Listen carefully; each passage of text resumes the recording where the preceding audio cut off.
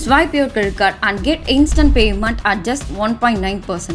For more details, call 78712 78714. Voice of Lingesh நேயர்களுக்கு அன்பு வணக்கம். இறுதியாக நாம் அனைவரும் ஆவலுடன் எதிர்பார்த்த சிங்கப்பெண் சிறப்பு அதிரடி படை அப்படின்ற ஒண்ணு வந்து எங்களுடைய முதலமைச்சர் இன்னைக்கு துவங்கி வைத்திருக்கிறார். Ladies and gentlemen, monogram has been received by Tirumati Bhavaneshwari, IGP, Singapore Special Force, a recipient of Center of Excellence in Investigation Medal.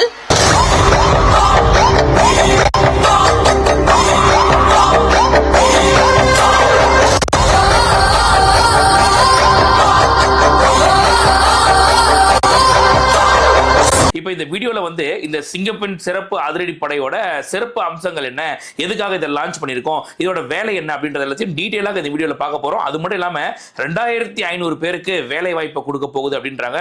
அது மட்டும் இல்லாம முதலமைச்சர் வந்து ஒரு சில வார்னிங் கொடுத்திருக்காரு. ரெண்டாவது நான் ஒரு சில விஷயங்களை வந்து உங்களோட, அதாவது நேர்களான உங்களோட வந்து ஒரு சில விஷயங்களை பகிர்ந்துக்கலாம் அப்படின்னு சொல்லிட்டு பல விஷயங்களை பத்தி பேச போறோம். எல்லாமே இந்த சிங்கப்பெண் சிறப்பு அதிரடி படைக்குள்ள மட்டும்தான் வரும். ஸோ அதை பத்தி தான் பார்க்க போறோம். வீடியோ ஸ்கிப் பண்ணாம ஃபுல்லா பாருங்க.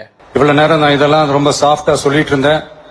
ஆனா பெண்களை தொந்தரவு செஞ்சுட்டு அப்படியே எஸ்கேப் ஆகி போயிடலாம்னு நினைக்கிறவங்களுக்கு நான் ஒரு வார்னிங்காவே சொல்றேன். பெண்கள் பாதுகாப்பை டிஸ்டர்ப் பண்றவங்க யாரா இருந்தாலும் அது சகிச்சுக்கவே முடியாது. பெண்கள் பாதுகாப்பை உறுதி செய்யும் வகையில் சிங்கப்பெண் சிறப்பு அதிரடிப்படை திட்டம். இந்த திட்டத்தின் கீழ் மாநிலம் முழுவதும் 500 குழுக்கள் அமைக்கப்பட்டு பெண்கள் பாதுகாப்பு உறுதி செய்யப்படும். ஏரியா முழுக்க அலர்ட்டா கவனிங்க. பெண்கள் பாதுகாப்பு தான் ஃபர்ஸ்ட் பிரையாரிட்டி. Yes madam.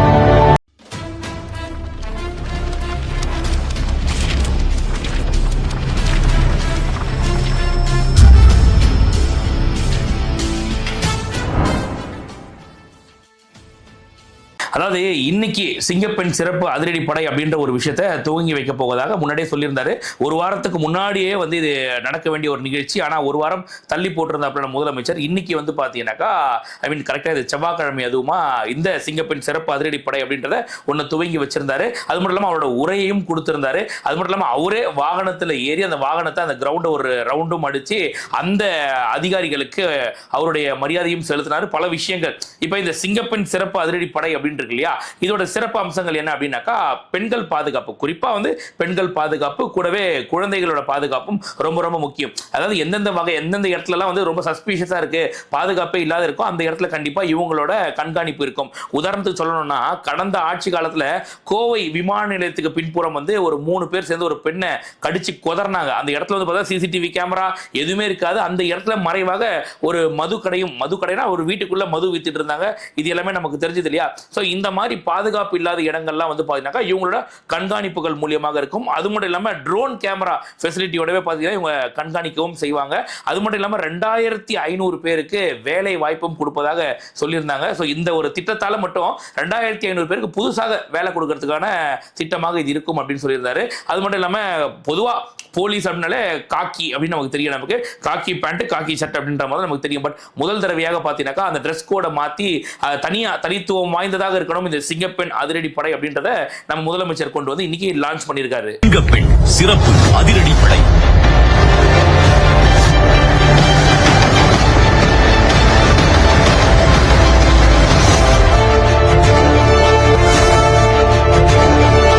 முதல்ல இது வந்து ஒரு நிகழ்ச்சி, அதாவது இது வந்து ஒரு திட்டமாக அறிவிக்கிறாங்கன்னாக்கா நான் நினைச்சது என்னன்னாக்கா நம்ம முதலமைச்சர் தலைமைச் செயலகத்தில் உட்காந்துட்டு அங்கிருந்து ரிமோட்டை பிரஸ் பண்ணுவாரு, அப்படியே ஸ்கிரீன் திரை விலகும், அந்த மாதிரி தான் இருக்கும்னு உண்மையில் நினைச்சிட்டு இருந்தேன். பட் ஆனால் இந்த அளவுக்கு ரொம்ப கிராண்டா நடக்கும்னு நினைச்சு கூட பார்க்கல. அது அவரே வந்து ஒரு கிரவுண்ட்ல, அதுவும் எம்எல்ஏக்கள் மினிஸ்டர்கள் எல்லாரையும் வர வச்சு பெருசாக அதை லான்ச் பண்ணி அதுக்கப்புறம் அவரே அந்த வாகனத்தையும் போட்டி கடைசியாக அவர் கொடுத்த ஸ்பீச் இருக்கு பார்த்தீங்களா, உண்மையிலேயே அந்த ஸ்பீச்சை பற்றி பேசியாக நம்ம நிறைய விஷயங்கள் அதில் சொன்னார். அதாவது ஒரு பெண்கள் பாதுகாப்புன்றது சமரசமே இல்லாத, அதை வந்து நம்ம எந்த ஒரு போதும் வந்து ஏற்றுக்கவே முடியாது.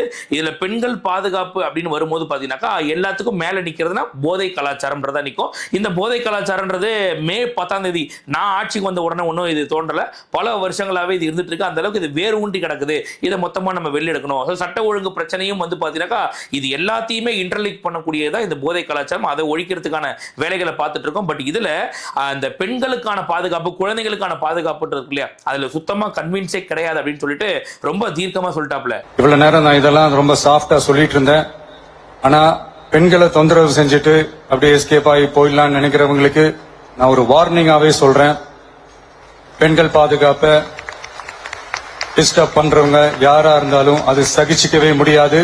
இப்ப நம்ம முதலமைச்சர் பேசினதுல 2 விஷயங்கள் இருக்கு, அது கண்டிப்பா நோட் பண்ணியே ஆகணும். முதல் விஷயம் வந்து பெண்களுக்கு எதிராக யாரும் எந்த ஒரு தவறும் செய்யக்கூடாது, அது வந்து பொதுவா நான் சொல்றேன் அப்படின்னு சொல்லிட்டு என்ன சொன்னார்னா, இப்ப நான் சாதாரணமா இதை சொல்றேன், ஆனா பெண்களுக்கு எதிராக நடந்துச்சுனாக்கா நான் வந்து ரொம்ப பயங்கரமான ஒரு வார்னிங்கா கொடுக்குறேன்னு சொன்னார். ஒரு விஷயம் அது உண்மையிலேயே சொல்றேன். இந்த ஒரு திட்டத்தை செயல்படுத்தி இத்தனை பேருக்கு வேலை வாய்ப்பை கொடுத்து அரசாங்கம் இதுக்குன்னு தனியா ஒரு ஃபண்டை ஒதுக்கி இவ்வளவு விஷயங்கள் பண்ணுதுன்னா சாதாரண விஷயம் இல்ல.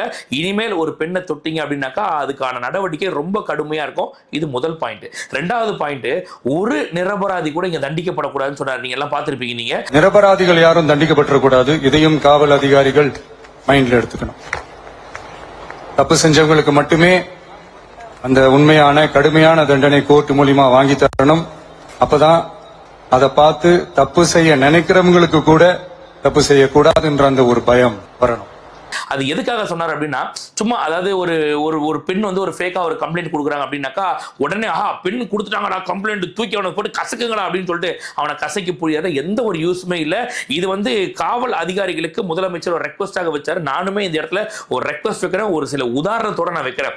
போன வாரம் பாத்தீங்கன்னா இன்னும் ஒரு யூடியூப் சேனல், அதாவது நம்ம நண்பர் ஒருத்தர் இருக்காரு, தம்பி ஒருத்தர், அவருக்கு வந்து யூடியூப் சேனல் மூலியமா ஒரு கமெண்ட்ஸ் வந்துச்சு. என்ன ஒருத்தர் வந்து ஹராஸ் பண்றான், நான் 17 வயசு பொண்ணு, என்ன ரொம்ப ஹராஸ் பண்றான், போகும்போது வரும்போது ரொம்ப கஷ்டப்படுத்துறான் போது அப்ப அவர் நம்பரை கொடுத்திருக்காரு, இந்த மாதிரி எனக்கு கால் பண்ணுமா அப்படின்னு சொல்லிட்டு சொல்லியிருக்காரு. அந்த பொண்ணும் கால் பண்ணி பேசிச்சு. உடனே என்கிட்ட வந்தார் அவரு, ஆனா இந்த மாதிரி ஒரு விஷயம் என்ன பண்றது, இது போக்சோ கேஸ், இது அவன் இந்த மாதிரி பண்ணியிருக்கானு. சரிப்பா, ஒன்றும் பிரச்சனையும் கிடையாது, நம்ம ஆட்சி காலம், அவனை பிடிச்சி உள்ள உட்கார வச்சிரும், கவலையப்படாத, அந்த பொண்ணு எதாவது நம்ம முதல்ல போய் நிப்போம்னு சொல்லிட்டு அந்த பொண்ணு கிட்ட கான்ஃபரன்ஸ் போட சொல்லி அந்த பொண்ணு கிட்ட நாங்க பேசுறோம். அந்த பொண்ணோட பேரை இப்போதைக்கு நான் சொல்ல விரும்பல, பின்னாடி நான் சொல்றேன் நான்.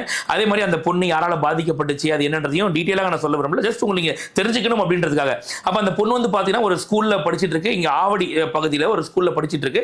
ஸ்கூலுக்கு போயிட்டு நான் வரும்போதெல்லாம் பாத்தீங்கன்னாக்கா என்கிட்ட அந்த ஸ்கூலோட வைஸ் பிரின்சிபல் ரொம்ப தவறாக நடந்துகிட்டாரு அப்படின்னு சொல்லிட்டு சொல்றாங்க. அந்த வைஸ் பிரின்சிபலோட பேரும் தெரியும், ஆனா நான் இங்க சொல்ல விரும்பலான்னு, எல்லாமே ஆதாரத்தோட இருக்கு. அந்த பொண்ணு பேசின ரெக்கார்டிங்ல இருந்து எல்லாமே ஆதாரத்தோட இருக்கு. ஸோ அப்போ கான்ஃபரன்ஸ்ல பேசும்போது சொல்லுது, நான் வந்து டியூஷன் போயிட்டு வரேன், வரும்போது பாத்தீங்கன்னாக்கா அந்த வைஸ் பிரின்சிபல் வந்து ஒரு கடை வாசல்ல நின்று என்கிட்ட தவறான ஒரு ஆண்குறிய ஜிப்பை கைட்டு ஒரு மாதிரி பண்ணாருன்னு கோவம் எங்களுக்கு பயங்கரமா வந்துருச்சு. சரி, ஓகே, ரைட், நீ சொன்னதெல்லாம் கரெக்டுமா, அவங்க அம்மா கிட்ட கொடுமா ஒரு வார்த்தை நாங்க பேசுறோம் அப்படின்னு எங்க அம்மாவால பேச முடியாதுன்னு சொல்லிச்சு.